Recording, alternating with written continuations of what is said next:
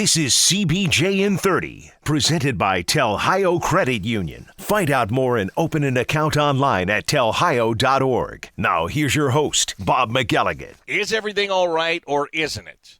Big question. Big question for a Friday. Welcome to CBJ in 30 Live, presented by Telhio Credit Union. I'm Bob McElligott. Blue Jackets lose last night in Game 4 of their best-of-7 series with the Boston Bruins. 4-1 was the final score. Was it really a 4-1 game? Was it a closer game than that? That's one question. Should the Blue Jackets have even been on the board, or could it have been a shutout? That's another question. That's easier to answer, to be honest with you, because the goal that the Blue Jackets did get last night should not have counted, but the officials missed the fact that the puck went up into the netting and then came back into play. The Blue Jackets kept playing it. With the fact that no official saw it, it was put in the net and it counted. So, Boston Bruins could argue that they got a shutout last night, and they would have a beef. They really would. Fortunately, the play is not reviewable. The only time the play is reviewable is if the puck comes off the netting and goes right into the net for a goal. And the way that can happen, of course, is it can come off the netting, hit somebody, and go in. It can hit the goaltender in the back and go in. And that's happened before, and that's why they have put in that rule. But once it comes back into play, if nobody sees it and the puck is played and put in the net by somebody other than the one that touched it before it went out of play, then it's a good goal. And the Blue Jackets benefited from that for sure. They absolutely did. But they took way too many penalties last night. 6 power plays for the Boston Bruins. That's a theme. I don't know what the deal was with those penalties. I have some ideas. I have not a theory. I think it's just a fact. I think, 2 veteran referees were sent to do that game last night, which is not a surprise. Look what happened in Game 3. Brad Marchand with a punch to the head of Scott Harrington. We talked about it yesterday, and I said that Harrington, because he took that hit from Marchand, would help Marchand to be more under a microscope. That it would be the officials watching Brad Marchand for any little thing that he did, and they might put him in the penalty box. And that did happen last night. It did happen.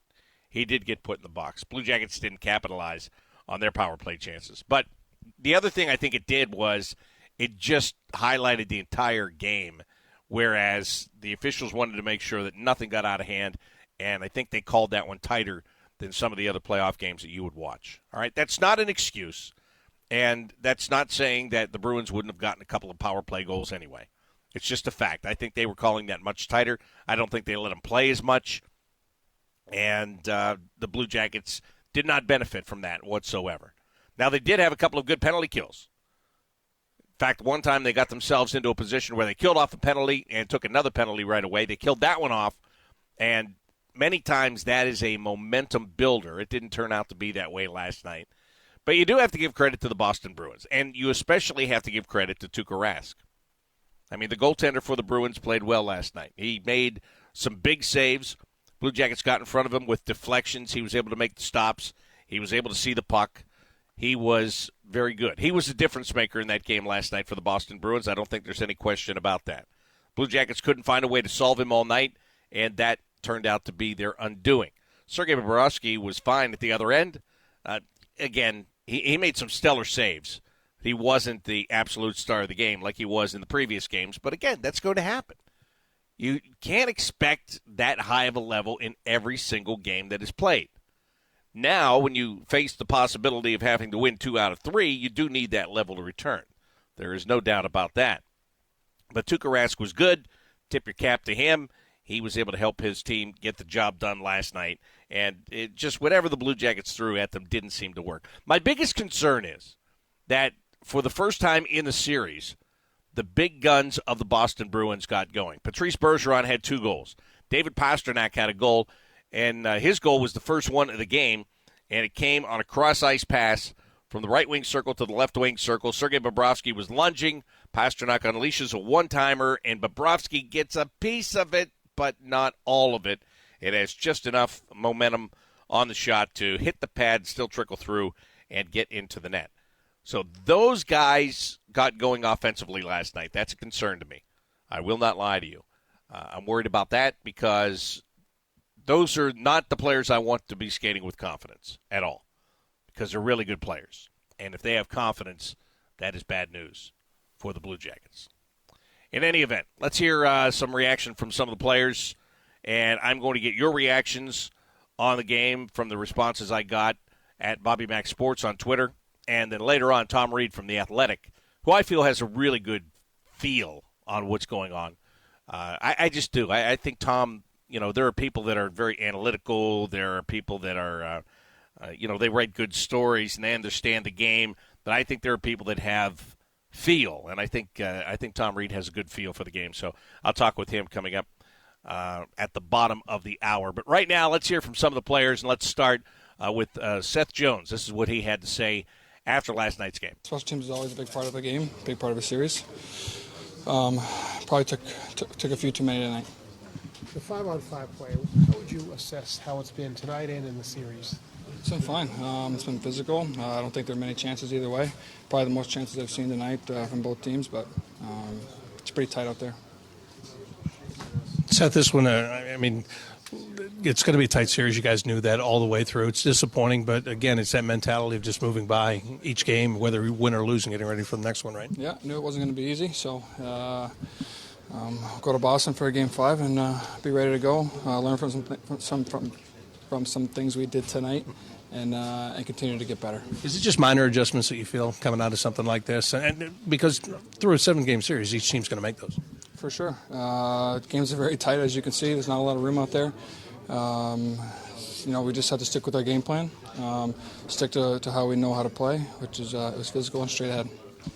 And when you talk about not a lot of room, ask Artemi Panarin, because the Boston Bruins took away much, if not all, of his time and space last night, the way they played against him. And it's not just him, but he sets the table so much. He drives the engine so much. And they locked down on him pretty well last night. The Blue Jackets did have power play chances. You heard Seth say that special teams is the most important part of any playoff series. They took too many penalties, but they did. There was one power play where they were in the zone for just about the entire 2 minutes and had some good looks, kept retrieving pucks after shots were turned away, but they just couldn't find a way to beat Tuukka Rask last night. Only got to him one time and couldn't do any more than that. And by the way, I'm talking about Panarin not having any room. He was the guy that had the lone goal in the game. But after that, they made sure that he was as much of a non-factor as they possibly could throughout the rest of the game. Moving on, here's Cam Atkinson, who spoke last night after the game. Yeah, it's a series for a reason. We knew that this was going to be a tough series and go to Game 7. We knew that from the get-go. So right now, for me, it's 0-0. We'll take away a lot of good positives from that game and be ready to go for Boston in Boston. Again, it sounds like a cliche. It sounds like player speak, and it is, because he's a player and he's speaking. But the point is that has got to be the approach. It has got to be that business-like approach that, hey, this one didn't get done the way we wanted it to. We have to move on to the next one. And he is right. We did know it was going to be a series. Yesterday I kept using the word stranglehold. They can put a stranglehold on this series. They can go up 3-1. And I think if they had a little bit more playoff experience, that's exactly what might have happened last night. But I still think to a man almost, they are feeling their way through this thing. And the Boston Bruins used their experience last night. They imposed their will on the Blue Jackets for that game. Now it's up to the Blue Jackets to put last night into their own experience file, go into Boston tomorrow night, and find a way to do the exact same thing to the Boston Bruins. Doesn't have to be 4-1. They just have to win the game. They just have to come out and play with better structure. I think their structure got messed up last night. I think it all started with the fact they didn't have everybody available for last night's game. And I will get to this when I take your questions, but Riley Nash was not a part of the game last night. He was injured and did not play. I think that screwed it up right from the get-go.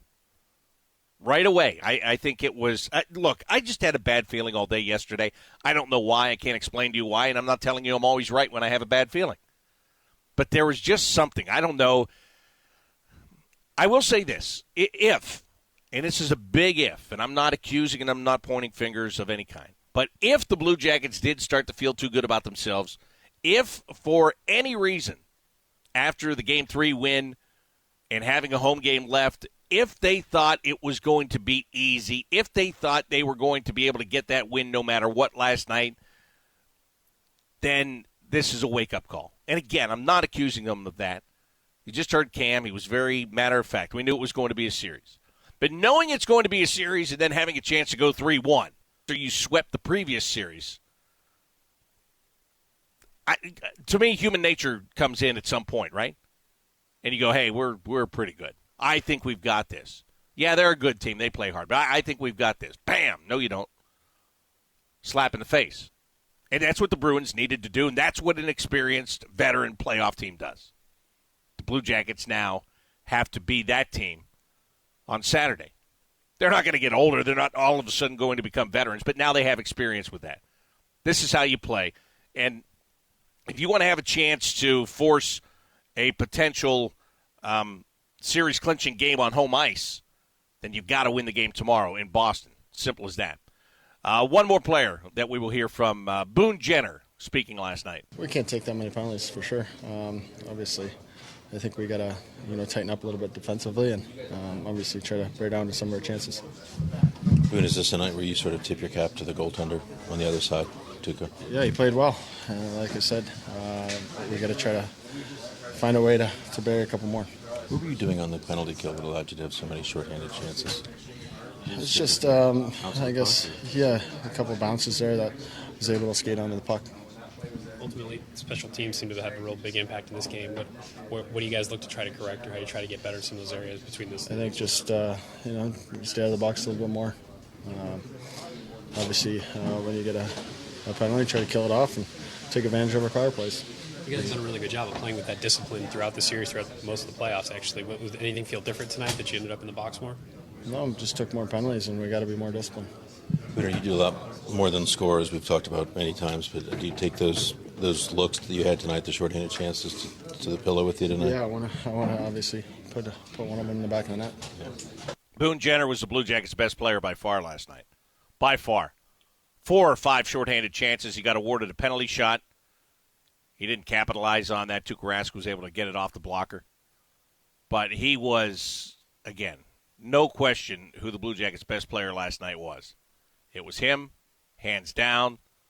We can't even have a discussion on it because that's how lopsided it was. That is how lopsided it was last night for the Blue Jackets. He was the best, and his best, unfortunately, wasn't good enough. But again, tomorrow's another day. You know, they say the sun will come up tomorrow. That's the way the song goes, but it really didn't come up today. It's just cloudy and rainy here in Columbus. So later today, it'll be get on a plane, go to Boston, and get ready for Game 5 tomorrow night, where one team, again, is not only going to have the lead in the series, but one team is going to wind up one win away from closing out that series. Coming up, Tom Reed from The Athletic a little bit later on, but next I'm going to get your thoughts and your questions and your reactions to last night's Blue Jackets loss 4-1 to the Boston Bruins as we continue with CBJ and 30 Live, presented by Ohio Credit Union. It's the end of the week, and I think I'm tired. That's not an excuse. Torch says that you've got to power through it. You can't be tired, so I've got to get better. CBJ and 30 Live, presented by Ohio Credit Union, is going to continue. See, I'm still off kilter. Anyway, let's take the break. I'll be back right after this. Blue Jackets will be in Boston tomorrow night, 7:15 start at TD Garden. Nationwide Arena will be open for a watch party, which is presented by White Claw Hard Seltzer. $5 to get in, and it will be the regular game experience. The music will play, the cannon will fire, promo team will be there. It should be a grand happening. $5, and portions of the proceeds are going to go to the Blue Jackets Foundation. So the gates open at 6 o'clock tomorrow night. Come down to Nationwide Arena and join your friends and watch the Blue Jackets on the video board as they try to take a 3-2 lead in the series in Boston tomorrow night.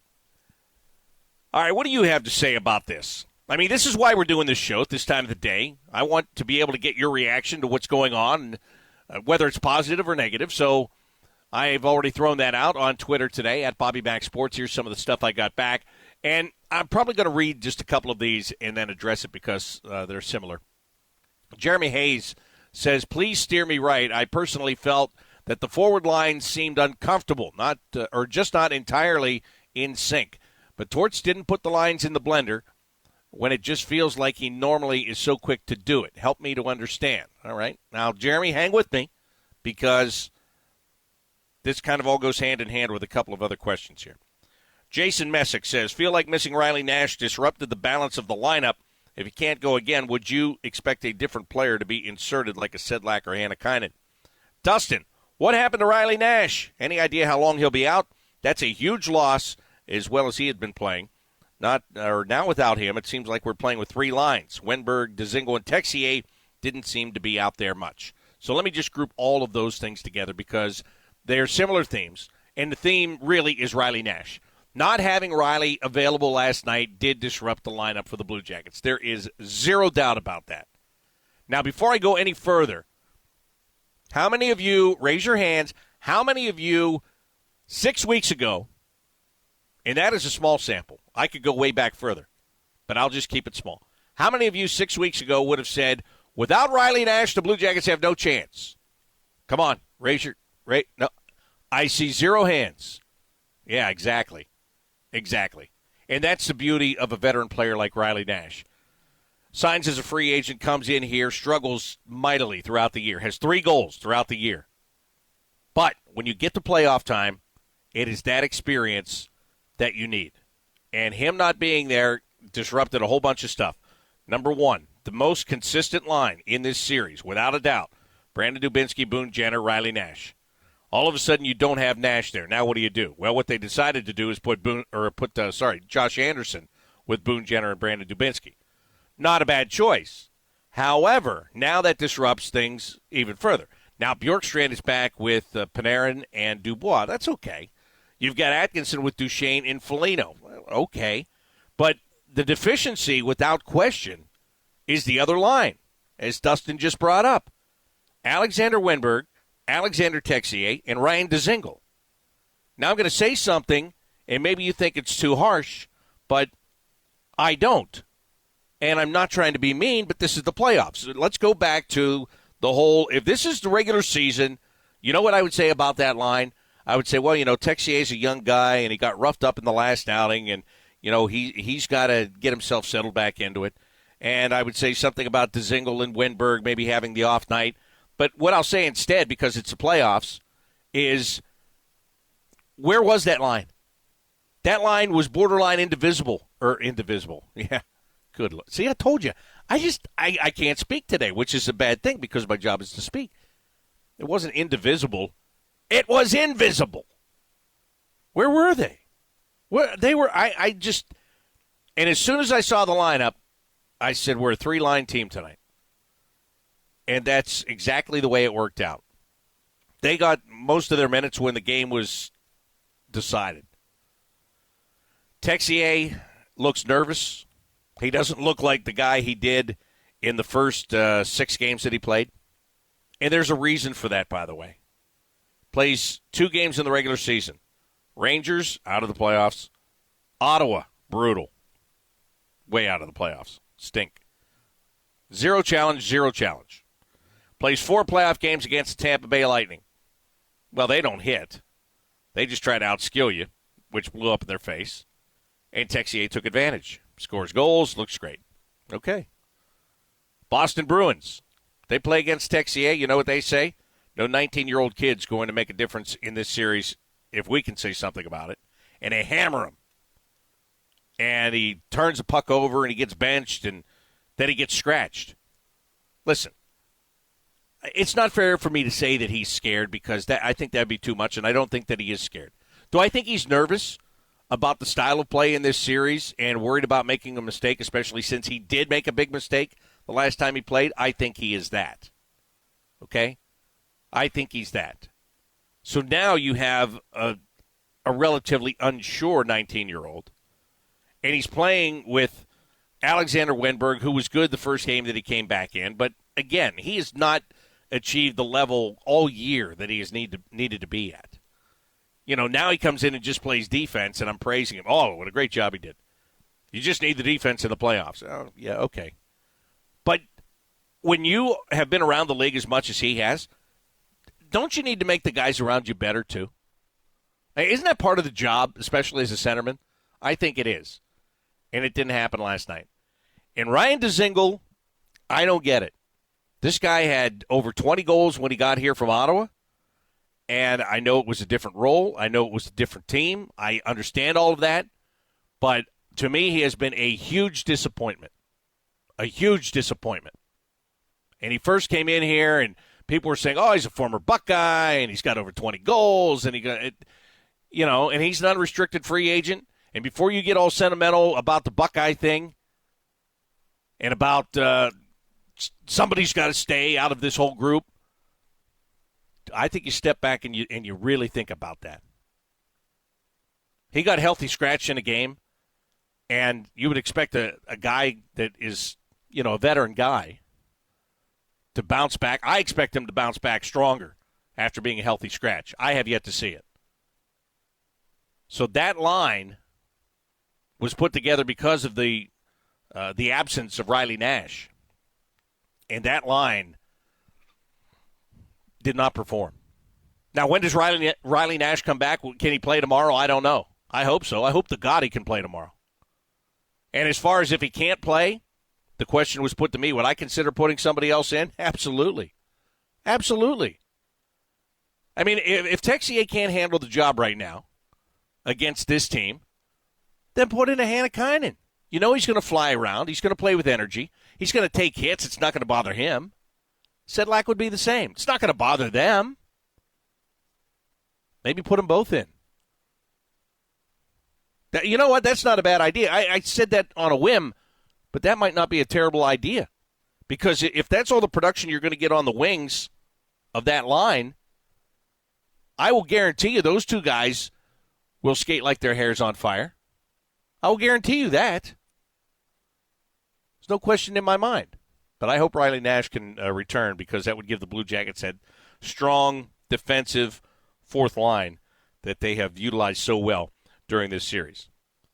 Let me tell you about Ohio Credit Union and the great people over there and the great job that they do putting people above profits.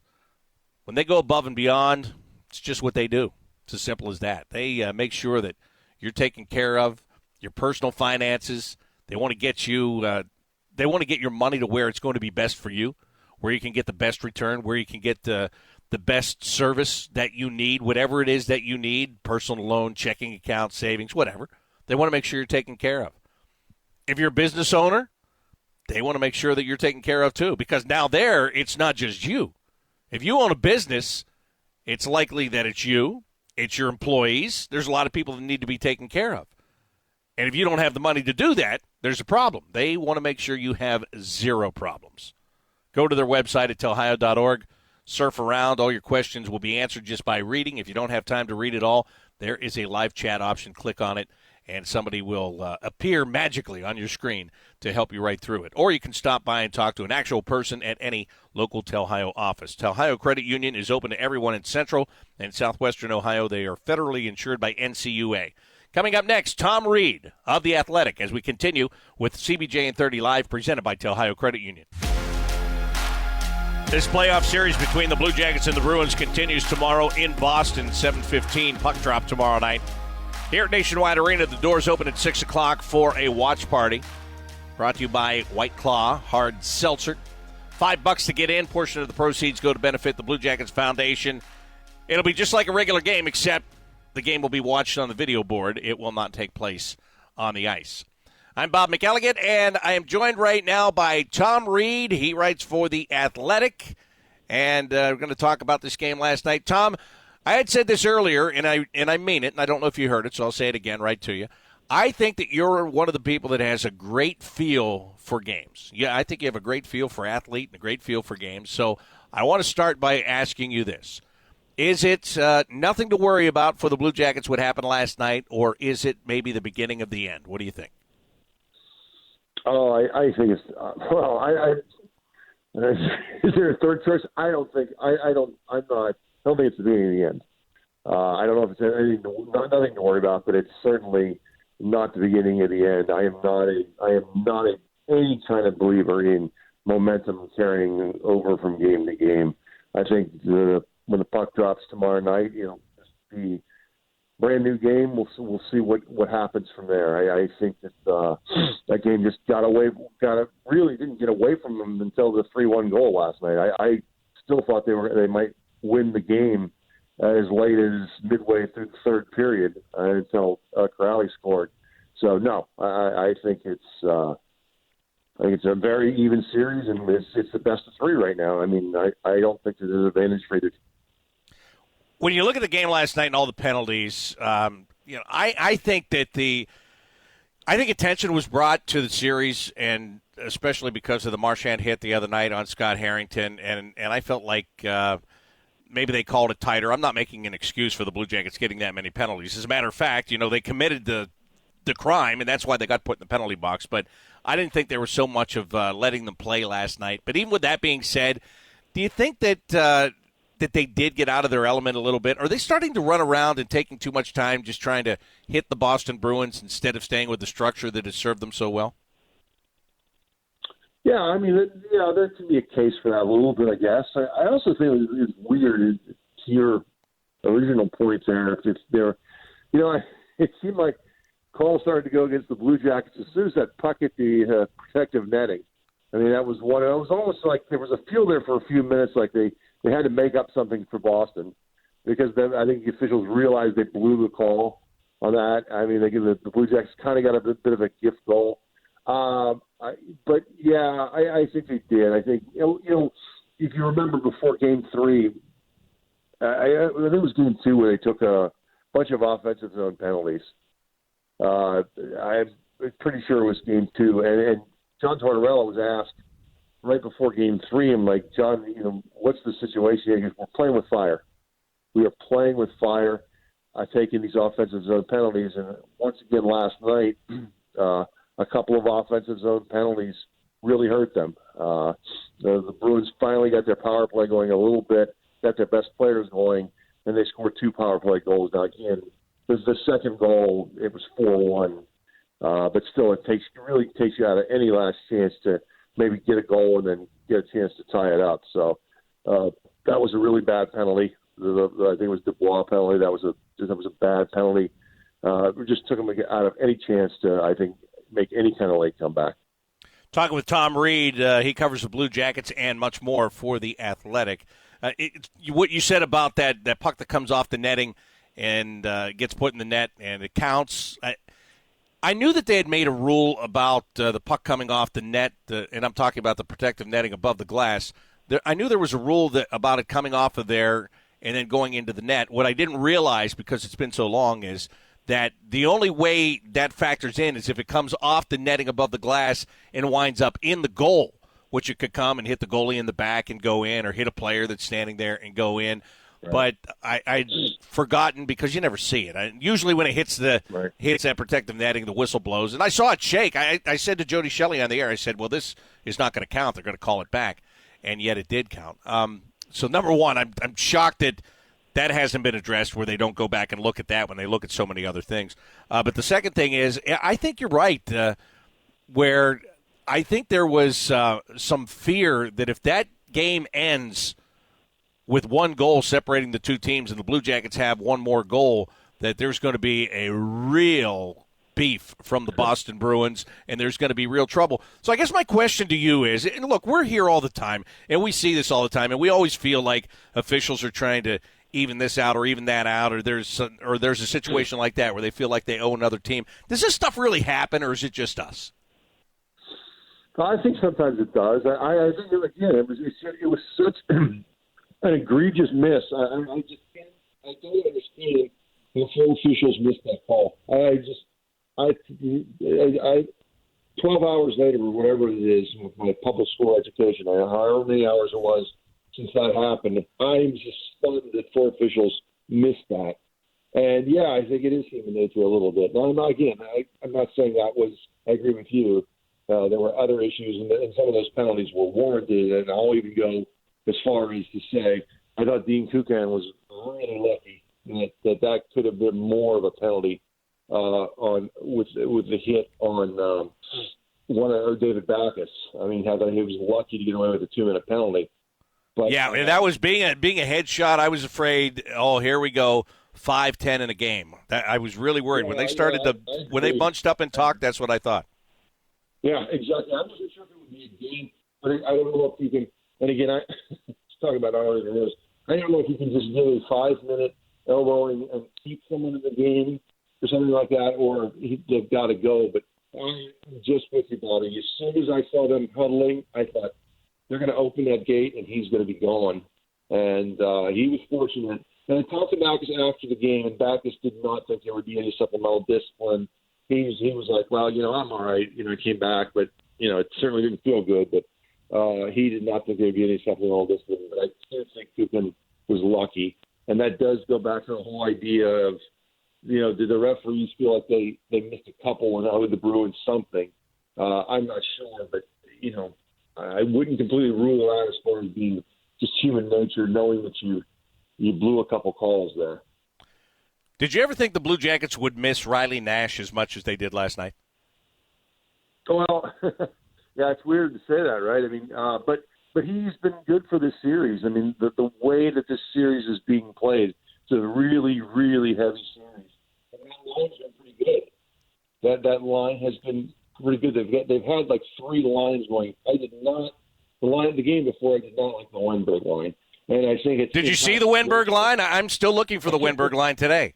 Well, yeah, and it's the problem is that I have liked Oliver Bjorkstrand for a while now, and he's kind of got stranded on that line, and it's hurt him.